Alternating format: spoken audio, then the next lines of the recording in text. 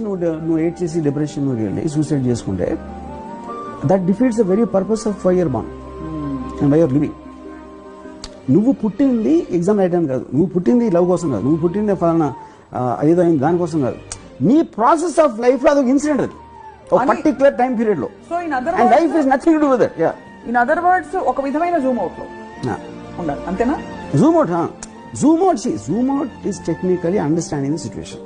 అంతే కదా. దీని వలన వాళ్ళు అన్నారు, దీని వలన ఇలా అయ్యింది, దీని వలన నేను ఇలా ఫీల్ అవుతున్నా. ఐడెంటిఫై కాకపోవడం, that is watts called thinking.